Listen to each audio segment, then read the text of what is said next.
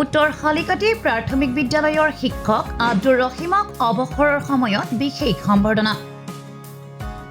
আজি নগাঁও জিলাৰ বটদ্ৰৱা শিক্ষাখণ্ডৰ অন্তৰ্গত উত্তৰ শালিকাটি প্ৰাথমিক বিদ্যালয়ৰ প্ৰধান শিক্ষক আব্দুৰ ৰহিমে অৱসৰ গ্ৰহণ কৰে। ৬০ বছৰীয়া চাকৰি জীৱনৰ পৰা অৱসৰ গ্ৰহণ কৰে শিক্ষকগৰাকীয়ে। 1984 চনত উত্তৰ শালিকাটি প্ৰাথমিক বিদ্যালয়ত শিক্ষকতা জীৱনৰ আৰম্ভণি কৰি ইয়াতে চাকৰিয়াল শেষ কৰে। বিদ্যালয়খন প্ৰাদেশিকৃত হোৱাৰে পৰা উক্ত বিদ্যালয়ত 42 বছৰ কাল শিক্ষকতা কৰি আজি শিক্ষকগৰাকীক বিদ্যালয়খনৰ লগতে শুভাকাংক্ষীসকলে বিদায় জনায়। উক্ত বিদায় সম্বৰ্ধনা অনুষ্ঠানৰ আঁত ধৰে মৈৰাবাৰী মহাবিদ্যালয়ৰ অধ্যাপক মইদুল ইছলামে। আনহাতে সহযোগ কৰে বিদ্যালয় কৰ্তৃপক্ষ, পৰিচালনা সমিতিৰ লগতে প্ৰাক্তন ছাত্ৰ ছাত্ৰী। শিক্ষকগৰাকীক অঞ্চলটোৰ প্ৰায় 5 শতাধিক ৰাইজ, প্ৰাক্তন ছাত্ৰ ছাত্ৰী, শুভাকাংক্ষী আৰু অন্যান্যসকলে ফুলাম গামোচা, জাপি, সম্বৰ্ধনা পত্ৰ, শৰাই, ছাতি আদিৰে বিদায়ী সম্বৰ্ধনা জনায়। উক্ত অনুষ্ঠানত আমন্ত্ৰিত অতিথি হিচাপে উপস্থিত থাকে ৰাষ্ট্ৰপতি পুৰস্কাৰপ্ৰাপ্ত অৱসৰী শিক্ষক আব্দুল গফুৰ আৰু অৱসৰী আৰক্ষী অধীক্ষক আব্দুল কুদ্দুছ আৰু অন্যান্য। অনুষ্ঠানত মাননীয় আমন্ত্ৰিত অতিথিসকল আৰু মিডিয়াসকল, মই এইটো উত্তৰ শালকাটি প্ৰাথমিক বিদ্যালয়খন 1982 চনত স্থাপিত হৈছিল। পিছত 1984 চনৰ 10 অক্টোবৰত এই সভাখনত আহি মোৰ ধাৰণা হৈছে এটা সমাৰোহ হৈ আছে। নিশ্চয় কৃতি শিক্ষকজনৰ প্ৰতি মানুহৰ মৰম স্নেহ আছে, সেইকাৰণে ইমান মানুহ আহিছে আৰু উৎসৱ আয়োজিত হৈছে। মই আশা কৰোঁ আৰু তেখেতক অনুৰোধো কৰোঁ, ৰিটায়াৰমেণ্টৰ পিছতো এই দীৰ্ঘদিনীয়া তেওঁৰ যি অভিজ্ঞতা, সেই অভিজ্ঞতাপুষ্ট মনেৰে এই অঞ্চলৰ শিশু শিক্ষাৰ প্ৰতি তেওঁ ধ্যানমগ্ন হৈ থাকিব। চাকৰি নাথাকিলে কোনো কথা নাই, ব্যক্তি হিচাপে সমাজৰ এজন কৰ্মকৰ্তা হিচাপে মানুহৰ লগত যাতে উন্নতিৰ পথত আগুৱাই কেনেকৈ লৈ যাব পাৰে সেই বিষয়টো চিন্তা দৰ্শন কৰিব, মানুহৰ লগত মিলি থাকিব। আৰু কিছু গতিবিধি মই চাব আছে, মই অলপ আগত আহিছোঁ, গম পাম তেওঁৰ বিষয়ে যেতিয়া অইনে ক'ব তেতিয়া তেওঁৰ পৰা বহুত কথাই মই গম পাম। তবে ময়ো আশাবাদী, আমাৰ সমাজৰ ধাৰা পৰিৱৰ্তন কৰিব লাগিব। যি ধাৰাত আমি চলি আছিলোঁ সেই ধাৰাৰ পৰিৱৰ্তন ঘটাই সমূহীয়াভাৱে কেনেকৈ শান্তিৰে জীয়াই থাকিব পাৰোঁ।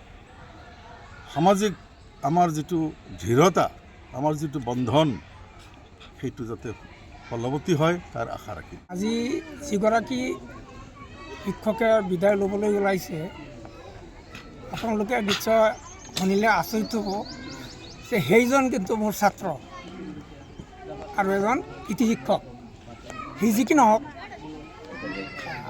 আব্দুৰ ৰহিমক মই সৰুৰে পৰাই জানো। তেওঁ ভদ্ৰ নম্ৰ স্বভাৱৰ ছাত্ৰ আছিল আৰু শিক্ষক হিচাপেও ৰাইজৰ মুখত শুনিছোঁ তেওঁ এগৰাকী আদৰ্শৱান শিক্ষক। আৰু সভাত মই তেওঁৰ বিষয়ে এষাৰ বক্তব্য ৰাখিম বুলি আশা ৰাখিছোঁ।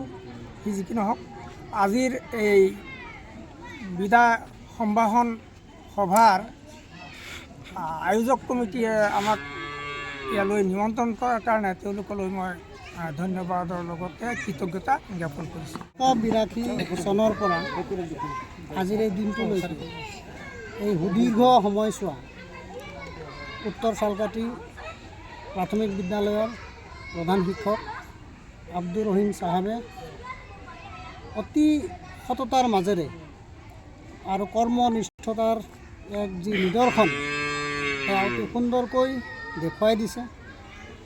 আমি তেখেতক যি ধৰণে জানিছোঁ, আজিলৈকে তেখেতৰ কৰ্ম তৎপৰতাই হওক, তেখেতৰ সততাই হওক, কোনো ধৰণৰ কোনো কথা আমি শুনা নাই। আমি আশা ৰাখিছোঁ যে তেখেতৰ আজিৰ এই যি অৱসৰৰ দিন, এই দিনটোতে তেখেতৰ আৰু এক নতুন অধ্যায় আৰম্ভ হ'ব, যি অধ্যায়ে তেখেতক আমাৰ এই গোটেই সমাজখন আৰু অধিক আলোকিত কৰাত সহায় কৰিব। আমি তেখেতৰ দীৰ্ঘায়ু কামনাৰ লগতে সুস্বাস্থ্য কামনা কৰিছোঁ আৰু এই আশা আমি সকলো ৰাইজে ৰাখিছোঁ যে তেখেতে এতিয়াৰে পৰা এই সমাজখনৰ উন্নতিকল্পে তেখেতে অহৰ্নিশে লাগি থাকে। আমাৰ চালকাঠি উচ্চ চালকাঠি মাধ্যমিক বিদ্যালয়ত আমাৰ আজিৰ দিনটোতে আমাৰ শ্ৰদ্ধাৰ শিক্ষক আব্দুৰ ৰহিম ছাৰৰ আজি বিদায়ী সভা। এই বিদায়ীখনত আমি প্ৰাক্তন ছাত্ৰ হিচাপে আমি এই বিদায়ী অনুষ্ঠানটো আয়োজন কৰিছোঁ আৰু ইয়াত আমি দেখা পাইছোঁ তেখেতৰ এই দীৰ্ঘদিনীয়া যি কৰ্মজীৱন আমি দেখা পাইছোঁ তেখেতৰ 42টা বছৰ এই বিদ্যালয়ত তেখেতে ওতপ্ৰোতভাৱে জড়িত আছিল। নিষ্ঠা আৰু সৎপৰায়ণতা কটুৰি পৰা নাছিল, ডিচিপ্লিন খুব ভাল আছিল বিদ্যালয়ত। তেখেতৰ বিদ্যালয়ত দেখা পাইছোঁ আমি বিভিন্ন দূৰ দূৰণিৰ পৰা তেওঁলোকৰ যোনটো ডিচিপ্লিন বা কটকটীয়া যোনটো বিদ্যালয়ৰ অনুষ্ঠান আন্তঃগাঁথনি খুব ভাল আছিল কাৰণে ল'ৰা ছোৱালীসকলে আহি ইয়াত ঘূৰিছিল আৰু তেখেতৰ ছাৰ্ভিচৰ যোগেদি আমি দেখা পাইছোঁ আজি বিভিন্ন প্ৰাক্তন ছাত্ৰ ছাত্ৰীসকল কি কৰিছে, বিভিন্ন চাকৰিত নিয়োজিত হৈ আছে, বিভিন্ন ব্যৱসায় বাণিজ্য ইত্যাদিৰ লগত জড়িত আছে। তেওঁলোকে তেখেতৰ এই কৰ্মৰাজি চিৰযুগমীয়া হওক তাৰ কাৰণে আমি কি কৰিছোঁ আজি এই দিনটো আয়োজন কৰিছোঁ আৰু তেখেতৰ ভৱিষ্যত জীৱন ভৱিষ্যত সুস্বাস্থ্য আৰু উজ্জ্বল কামনা কৰি আজি এই স্কুলৰ সভাপতি আছিলোঁ। শিক্ষকজন বহুত ভাল আছিল। স্কুলৰ কাৰণে যিমান কষ্ট কৰিব লাগে, ল'ৰা ছোৱালীৰ কাৰণে যিমান কৰিব লাগে সম্পূৰ্ণ কৰ্তব্য পালন কৰিছে। ৰাইজেও বহুত সহযোগে কৰিছে আৰু ৰাইজেও বহুত ভাল পাইছে। মইৰাবাৰীৰ পৰা ৰুৱেল আলম, ৰিপৰ্ট 24 অসম।